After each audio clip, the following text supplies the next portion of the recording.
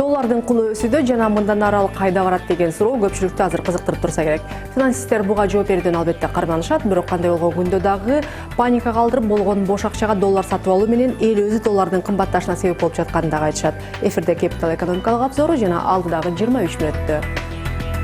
Кошмо Штаттардын федералдык резервдик системасы 2008 жылкы кризистен бери Америка экономикасын азыктандырып келген программаны жабуу чечимин кабыл алды жана бул билдирүүнүн фонунда доллардын куну өсүп жатат. Кыргызстандын Бажы Союзга кошулуусун жактаган бизнес өкүлдөр бул уюмга кошулуунун кесепеттерин жумшартуу үчүн кошумча нарк салыгын кыскартууну сунуштоодо.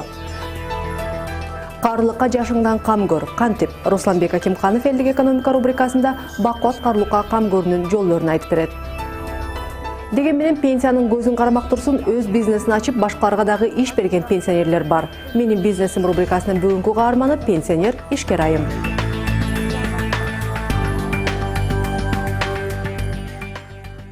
Доллардын курсу бул апта ичинде рекордтук көрсөткүчкө жетип, бардык эле дүйнөлүк валюталарга карата кескен кымбаттап жатат.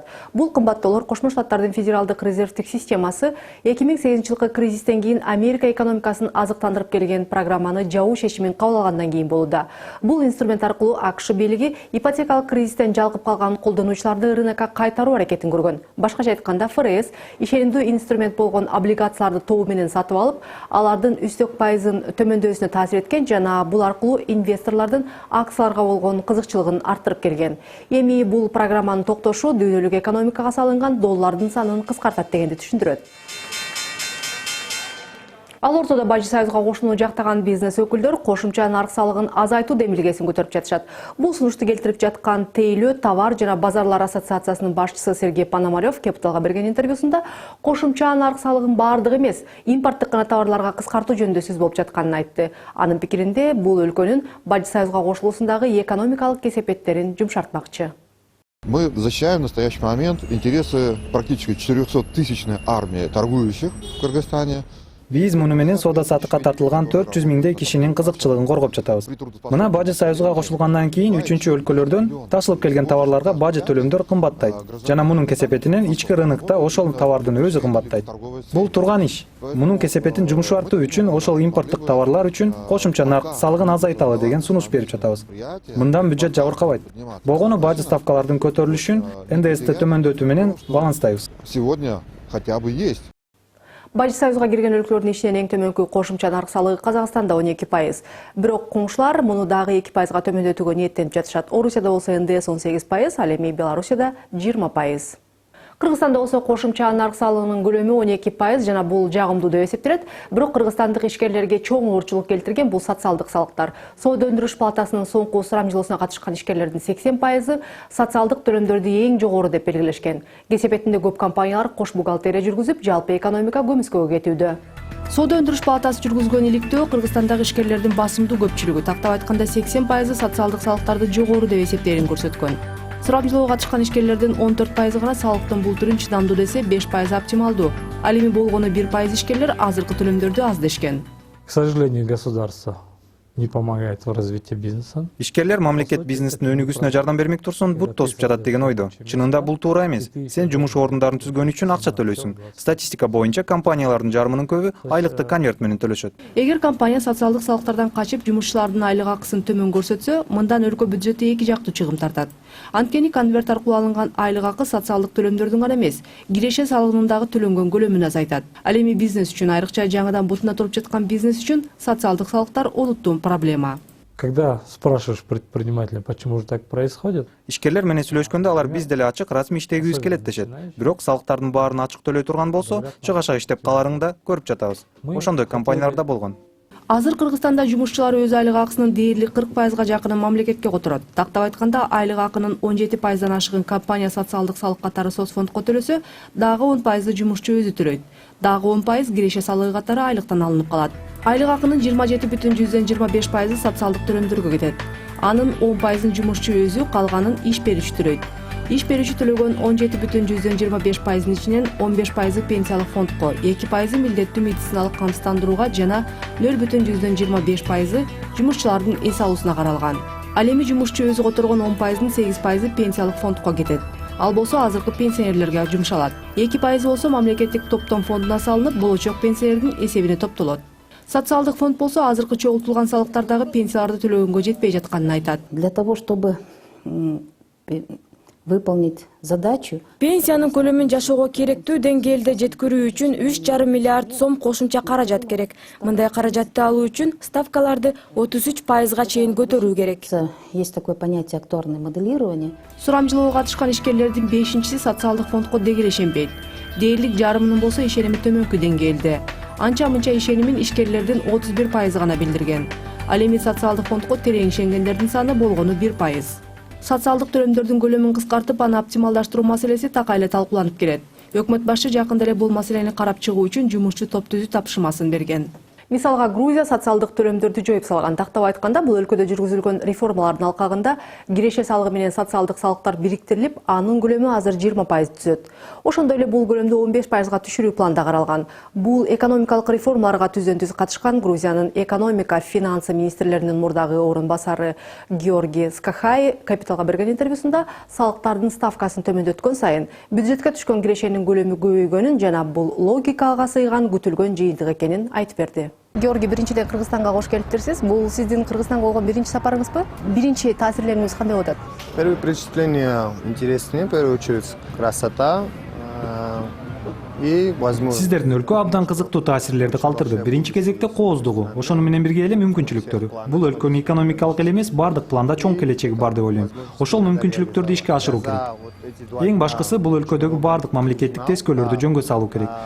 Бул мамлекеттик тескөөлөр бизнес кылуунун жолун торобой, тескерисинче жардам бериш керек. Ар кандай керексиз лицензияларды алып салуу керек. 2009-жылы салыктар боюнча жакшы мыйзамдарды кабыл алып турсаңар, бирок көйгөйлөрү да жок эмес. Мисалы, социалдык төлөмдөрдүн көптүгү. Бул төлөмдөрдүн пайызын азайтуу же андан толугу менен баш тартуу керек. Надо от него отказаться. Социалдык төлөмдөр боюнча маселе Кыргызстанда бир топ суроолорду жаратып келет да. Көптөр муну акыйкатсыз салык деп эсептешет. Чындыгында мамлекет айлыктын дээрлик 3/1 алып алат. Ал эми ошол Грузиянын мисалына кайрыла турган болсок, ушул маселе кандай чечилди? Когда у бизнеса есть не хочется платить налог, он начинает отклоняться от налога. Эгерде бизнес салык төлөгүсү келбесе, ал кайсы бир жолдор менен төлөбөй коет. Официалдуу түрдө айлыктан тышкары конверт түрүндө кошумча берилет. Азыр Кыргызстанда мындай тажрыйба бар экенин айтышты. Бул индикатор салык системасынын туура эмес иштеп жатканын айкындайт. Жана бул маселенин үстүндө иштеш керек. Биз 2006-жылы социалдык төлөм менен кирешеден болгон салыкты кошуп 25% кылдык. Бул пайыз жыл сайын азайтабыз деп сөз бергенбиз. Бүгүнкү күндө 2 салыкты кошуп 20% түзүүдө. Бизде бул салыкты 15%га кыскартуу стратегия бар. Биз салык төлөөчүнүн да кызыкчылыгын эске алып жатабыз. Ал эми 27% тууралуу айта турган болсок, бул абдан көп сумма. Ошондуктан ар кандай схемалар менен салык төлөөдөн качып жаткан учурлар болууда. Эгерде салыктар эки бухгалтерия менен иштегенге жол ачса, компанияларда кошумча көйгөйлөр жаратат.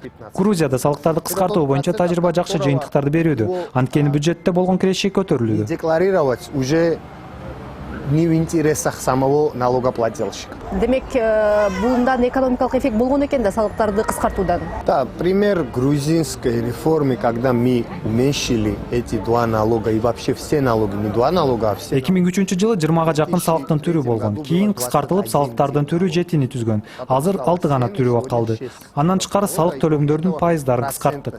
Администрациялоо жана салыктардын азайышы бизнестин салыктан качуу кызыкчылыгын жаратпашы керек. Грузияда акыркы 9 жылда бюджеттин кирешеси 12%га көтөрүлгөн. Бул бир гана Грузияда болгон көрсөткүч. Мындай салык төлөмдөрдү азайткан Египетте дагы бюджетке болгон кирешелер байкалган. Мындай жыйынтыктарды көрсөткөн өлкөлөр абдан көп. Башкача айтканда, салыктарды кыскартканда бюджетке түшкөн акча тескерисинче көбөйүп, кыскартуулар реформанын пайдасына иштейт. Сиз дагы мына ушул реформаларга түздөн-түз катышкан киши катары бул нерселерди жүргүзүү канчалык кыйынга турду, дегеле бул реформалардын баасы кандай? Самое главное, что есть индикаторы, которые показывают рост грузинской экономики. Да? За последние несколько год 2 раза увеличился экономика Грузии. Эң негизгиси Грузияда экономиканын өсүшүнү көрсөткөн индикаторлор бар. Анда Грузиянын экономикасы акыркы жылдары 2 эсе өскөн. Грузиянын бюджети 12%га өстү. Грузияда бизнес кылуу бир кыйла оңой болуп калды. Дүйнөлүк рейтингде Грузиянын бизнеси 139-орундан 8-орунга көтөрүлдү. Респектабелдүү дүйнөлүк институттар Грузиянын реформасынын жетишкендиги тууралуу айтып жатышат. Андан тышкары 2011-жылдан баштап Дүйнөлүк банктын рейтинги реформалар жасоо боюнча Грузиянын акыркы 5 жылда лидерлик орун ээлеп келет. 2003 жылы Грузияда электр жарыгы өчүп, газ жок болуп, супер криминалдуу мамлекет болчу. Мамлекеттик система коррупция менен жүктөлгөн болчу. Азыр абал 180 градуска бурулган. Азыр коррупциянын эң төмөн көрсөткүчү, электр жарыгы, газ боюнча эч ким деле кабатырланбайт. Жашоонун жаңы этабы, жаңы стили. Сервис жакшырды. Паспорт бир күндө алып алса болот. Паспортты чет өлкөдө жүрсө да онлайн түрүндө акча салып алсаң болот. Андан тышкары Грузияда бүт дүйнөгө сервистин бардыгы бир асман алдында болгон реформаны сунуштай алды. Сервис борборлордон мамлекетке болгон бардык кызматтарды алса болот. Бул адамдарга ыңгайлашкан, башка министерство же мекемеге чуркаттырбай бир жерде ишин бүтүрө алат. Андан тышкары ушул эле кызматтарды электрондук түрдө ала алат. Ошол мамлекеттик аппаратты кыскартуу боюнча Грузиянын тажрыйбасына кайрыла турган болсок, бул маселе Кыргызстанда да көп талкууланып келет. Ал эми Грузия ушуга кантип жетишти, кандай жолдор менен? В первую очередь мы отменили очень много государственных учреждений. Биринчи кезекте биз көптөгөн мамлекеттик мекемелерди кыскарттык. Мисалы, ар кандай кагаздар менен жашоону татаалдаткан мекемелер көп болчу. Мындай мекемелерди чогултуп алып, жумуш персоналды топтоп алып, аларга аз маяны төлөгөнчө алардын санын кыскартып, кызматчыларга жакшы айлык төлөп бериш керек. Анткени мындай процесстер коррупцияга жол ачып, бизнестин ишин татаалдатып, кол койдурма деп 10 кишиге баруу бул туура эмес. Ал эми мына ошол реформаларды жасоодогу дагы бир маанилүү жагдай, муну элге түшүндүрө жеткире билүү деген маселе дагы болсо керек. Конечно, были. Недовольство всегда есть у реформ. Невозможно сделать реформу и чтобы... Албетте жактырбаган адамдар көп. Реформа жасагандан кийин 100% колдогон учурлар болбойт. Мындай учурда бир адам жоопкерчиликти моюнга алып, аягына чейин кетиш керек. Эгерде сен гангрена болуп жатсаң, ооруган жериңди кесип салыш керек. Антпесе ал гангрена бүт денеңе тарап кетет. Ошондой эле биз дагы экономика өссүн деп, кереги жок бюрократиялык аппараттарды кесип салдык. Биз андан тышкары 100% мамлекеттик кызматтарды компьютерлештирип салдык. Демек, сиздин көз карашыңызда бул жерде эң негизгиси саясий чечкиндүүлүк турбайбы? Коом качан ушул нерселерге даяр болот деп күтүп отурбайбы? Мына ошол коомду ошол нерсеге жетелеп алып баруу деген жөнүндө сөз болуп атабы? Конечно, политическая воля очень важна и надо действовать. Другого выбора не существует. Ооба, бийликтин чечкиндүүлүгү өтө маанилүү. Ар кандай учур болбосун, ар дайым иштеш керек. Кандай бир учур болбосун, бийлик алмашат. Ошондуктан эч нерсе аткара албай, башты жерге салып бийликтен кеткенче, өз убагында жакшы иштерди жасап, намыс менен кеткен жакшы. Можно прийти гордо, или к этому можно прийти, что мы ничего не смогли, к сожалению, сделать. Эгер мен ошол чет элдик жаран катары Грузияга барып, кандайдыр бир бизнес баштоо жөнүндө ойлонуп кала турган болсом, бул мен үчүн канчалык жеңил жана ыңгайлуу болушу мүмкүн? Это очень просто. За день можно зарегистрировать компанию, практически мировой лидер. Бул эң гана жөнөкөй. Сиз бир күндө компанияңызды каттоодон өткөрө аласыз. Компанияны ачуу үчүн каттоо процесстери бир нече эле мүнөттү камтыйт. Бардык сервистер электрондоштукан. Ошондой эле бизнес мамлекеттик органдар сервис боюнча ар кандай жардамдарды ала алат. Бизнес всякую помощь может получить от государственных органов. Менин бизнесимди ошол мамлекеттик органдар канчалык бат-бат текшерип турушу мүмкүн? Большая возможность, что вообще не будет проверять. Эгерде салыкты убагында төлөп турсаңыз, сизди текшеришпейт деле. Бизде мамлекет жеке секторду текшерген эмес, жеке сектор өзү келип, аудит сунуштаган учурлар болгон. Эгерде мамлекет сизди текшере турган болсо, период боюнча бир эле жолу текшерет. И делает аудит вам. Грузияда бийлик алмашкандан кийин ошол реформалар кандай болду? Дагы деле уланып жатабы же бул кандайдыр бир деңгээлде токтоп калдыбы? Самое главное, что все фундаментальные реформы, которые были сделаны за последние годы после смены власти, работают и впредь. В том числе, например, те реформы, которые я делал, зона оформления. Эң негизгиси акыркы жасалган эң эле фундаменталдуу реформалар бийлик алмашканына карабай дагы деле иштеп келет. Ошол эле мен жасаган таможнядагы жүктөрдү тариздөө реформалары бүгүнкү күндө иштеп келе жатат. Албетте анча-мынча нерселер өзгөрүлдү. Биздин бийлик либералдуу экономикалык болсо, азыркы бийлик социалдык жакка багытталган. Ошондуктан реформалар азыр эс алып жатканы менен система өз ордунда калды. Подход у нас был более либеральный экономический, сейчас правительство, новая власть более социально ориентирован, поэтому социально ориентированная политика не очень подходит большим реформам. Албетте, экономиканы либералдаштырууда бюджеттик каражаттарды социалдык нукка буруу кыскарат жана мындай шартта каарыларга ким кам көрөт деген маселени социалисттер, социал-демократтар көтөрүшү мүмкүн. Бирок социалдык багыттагы кыргыз экономикасынын шартында дагы каар адамдардын азыр калган пенсиясы татыктуу жашоого жетпейт. Ал эми татыктуу каарылыктын камын ар ким өзү жашынан көрүшү керек дейт Элдик экономика рубрикасынын автору Русланбек Акимканов.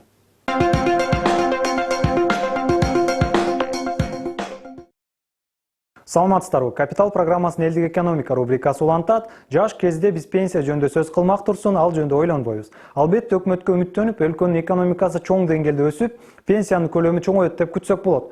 Бирок мындай кадам өтө эле кыялкечтик болуп калат. Биз финансы суроолорун чечүүдө реалист болуп, ар бир кадамга реалдуу, чындыкка жакын пландарды түзүшүбүз керек. Башка кандай пенсияга даярданууга альтернативдүү жолдор бар жөнүндө кийинки сюжетте. Токтобөбө апа көп жылдар бою кеминде мугалим болуп эмгектенген, ал эми азыр болсо ардактуу пенсияга чыгып, неберелерин багып, бактылуу чоң эне болуп жүргөн учуру. Бирок алган пенсиясы жашоосуна жетпей жатканы өкүндүрөт. 38 жыл мугалим болуп иштедим, алганым 5000 сом, 5300 сом пенсиям. Же дарыма жетпейт, же питанияма жетпейт, кийиниш керек. Неберелерге дагы бирдеме бериш керек. Ошол жарыбаган пенсия менен жашап атабыз. Мындай жагдай дээрлик бардык пенсионерлерде болуп келүүдө. Өкмөт тарабынан пенсия көлөмүн көтөрүп жатат. Бирок ал көтөрүүлөр өтө чоң болбогондуктан жана баалар туруктуу өсүп тургандыктан кайрадан пенсионерлер эч нерсеге жеткизе албай кыйналышат. Пенсия өскөн жок. Мисалы үчүн продукту бир мüşө унду 1,5 миңге аласың, 1 килограмм этти 400 сомго аласың. Анан 5 килограмм майды дагы 1000 сомго жакын аласың. Анан ошондо кантип жашаш керек, өзүңөр ойлосоңор. Кыргызстанда болгону бир гана мамлекеттик эмес пенсиондук фонд бар. Алар башка финансылык уюмдардан өздөрүнүн эң башкы артыкчылыгын кошумча пенсияга кичинекей суммадан баштоо мүмкүнчүлүгү деп айтышат. Эң аз 100 сом менен бул фонддон кошумча пенсия чогултууларды жүргүзсө болот. Мамлекеттик эмес фонддун сайтындагы маалыматтар боюнча, эгерде адам 15 жыл бою 300 сомдон ай сайын салып турса, анда кийинки 15 жыл бою 1000 сомдон пенсия алып турат. Бирок бул жерде бир маанилүү нюанс бар. 15 жыл бою чогултулган акча бир алуу мүмкүн эмес. Аны 15 жыл бою көрсөтүлгөндөй 1000 сомдон ай сайын алып туруу абзел. Демек 15 жыл акча салым катары саласыз жана кайра 15 жыл бою аны кызыкчылыгы менен аласыз. Соңку кезде пенсионерлердин саны көбөйүп, ал эми иштеп жаткандардын саны азайып жатат. Азыр көпчүлүк замандаштарыбыз чет өлкөдө жана кээ бирлери патент аркылуу иштеп жатышат. Ошондуктан соцфондко төлөмдөр аз болуп келүүдө. Жаштардын пенсиялык системага ишенбей, өзүбүзгө ишенишибиз керек деген ойду айтууда. Алардын айтуусуна караганда, өзүлөрү чогултуп, карылыкка кам көрүү эң туура жол болот. Жеткиликтүү болот деп айта албайм, бирок бизде азыр пенсионерлер байкуштар ыйлап эле жүрүшпөйбү? Иш бар деп айтсак болот, бирок ар кандай да мисалы жумушуңа жарашып атат. Мисалы, если сенин трудовой книжкаң бар болсо, если пенсияң көбүрөөк болот, же кандай органдарга иштесең, а так жөнөкөй карапайым элдин пенсиясына ишенич жок го дейм, анысы болбогон эле акча го дейм азыр. Ой, жүгүртпөй элем азыр шашпай. Пенсияга да көп бар го, жашаш керек го. Мен ойлошумча ишенич жок, мисалы. Пенсионная система Кыргызстана. Ну, если честно, не очень. А какие шаги предпринимаете к этому? Я строю свой бизнес, можно так сказать. Бул пенсиялык система жакын арада чоңоюп, пенсиянын көлөмү көбөйөт деп күтүүгө болбосун көрсөтөт. Анткени бир муун экинчи муунду баккан система болгондуктан, азыркы пенсионерлер азыркы иштеп жаткан жаштардан көз каранды. Демек, ар бир жаран өз келечегин ойлоп, азыртадан кам көрүүсү эң туура жол болмокчу. Пенсияга кам көрүүдө финансылык активдүү малды топтоо эң ыңгайлуу жана туура болот. Анткени бул убакытта сиздер тапкан каражаттар максималдуу болот. Албетте топтой турган жана ал каражаттарды инвестициялай турган көптөгөн жолдор бар. Алардын ичинде мамлекеттик эмес пенсиондук фонд, депозиттер, кыймылсыз мүлк, алтын, бизнес. Биз рыноктогу эң ыңгайлуу жана пайдалуу шарттарды сунуштаган банк кызматтарын тандап алдык. Негизи банкта депозит түрлөрү абдан эле көп. Биз депозит тандаганда көп мөөнөткө арналган жана аз-аздан топтой турган депозит түрү керек. Бул шарттарга жооп бере турган балдар депозити туура келет. Бирок алар 15 жылга чейин болгондуктан, кийин кайра жаңы келишим түзүп узартып коюп турса болот. Албетте эң алгач мамлекеттик пенсиядан тышкары канча пенсия алгыңар келгенин аныктоо керек. Мисалы айталы, айына мамлекеттик пенсиядан тышкары 10 000 сом алууну каалайсыздар. Демек, жылына биз 120 000 сом топтошубуз керек. Ошол эле маалда 120 000 сом пайыздык киреше болуп, негизги капитал дайым киреше берип тургандай болушу керек. Биз консервативдүү болгон 14% ставканы алдык жана жылына 120 000 сом пайыздык киреше катары алып туруш үчүн 857 000 сом капитал чогултушубуз абзел. Эми ошондой капиталды чогултуу үчүн бир айда канча каражат салып туруш керегин эсептеп чыгалы. Биринчи вариант, биз пенсияга чыгууга чейин дагы 10 жыл бар болсун. Демек, ал үчүн ай сайын 7150 сом салып туруу абзел. Бирок финансисттердин эсептөөлөрүнө таянсак, анда узак мөөнөттүү салымдар 2,5-4 эсе көбөйөт. Анткени аларга пайыздык кирешелер улам-улам кошулуп турат. Башкача айтканда, капитализация жүрүп турат.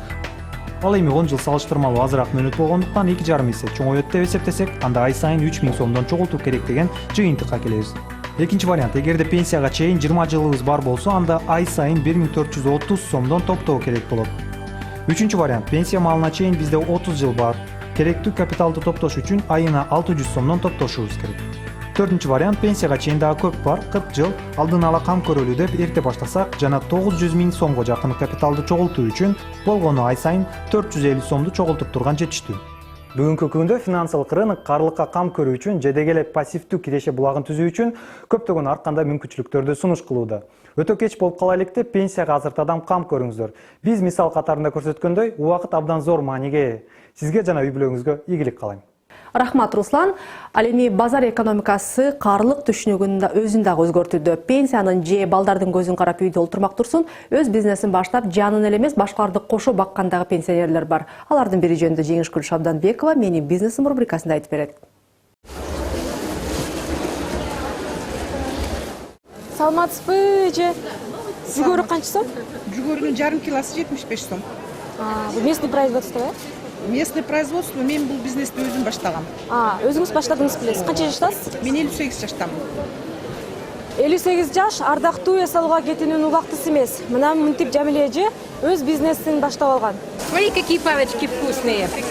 Айда попробуй. На, Раечка, попробуй, какие вкусные палочки. Буга чейин мен жөнөкөй гана мектептин мугалими болуп иштеп келгенмин.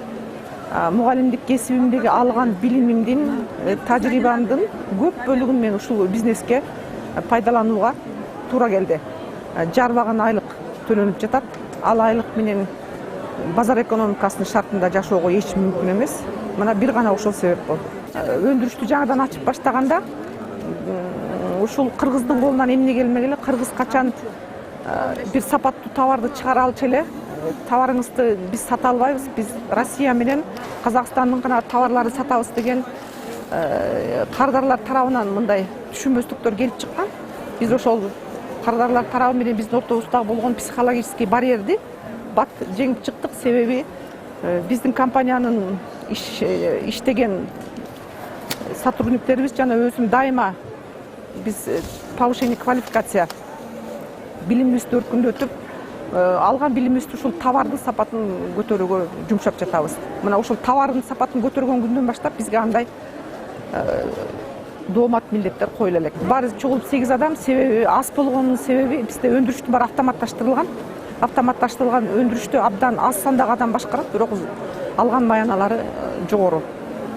Биз бул бизнести баштоордон астында базар экономикасында жашап жаткандан кийин базарды изилдеп маркетингалык исследование деп коет, маркетинговый исследование. Мына ошону жүргүзүп туруп, ушул рыноктун ушул бөлүгү менен, именно ушул сектор менен эч ким алектенбегендигине көзүбүз жеткенден кийин анан ушул өндүрүштү тандап алууга туура келди. Өндүрүшчү бизнесмен салык саясаты жагынан, финансылык суроолордон абдан сабаттуу болуш керек. Эгер ошол сабаты жоюлуп, финансылык билими күчтүү болсо, салыкты деле өз учурунда, өз көлөмүндө төлөп алууга жетишсе болот. Кыймыл, эмгек сиздин карлыкты финансылык планда гана камсыздабастан, карлыктын өзүн да калыстатат. Кыймылдуу коомдогон экономикалык өнүгүү болсо керек. Бул аптанын экономикалык обзору болду. Ишиңизге ийгилик.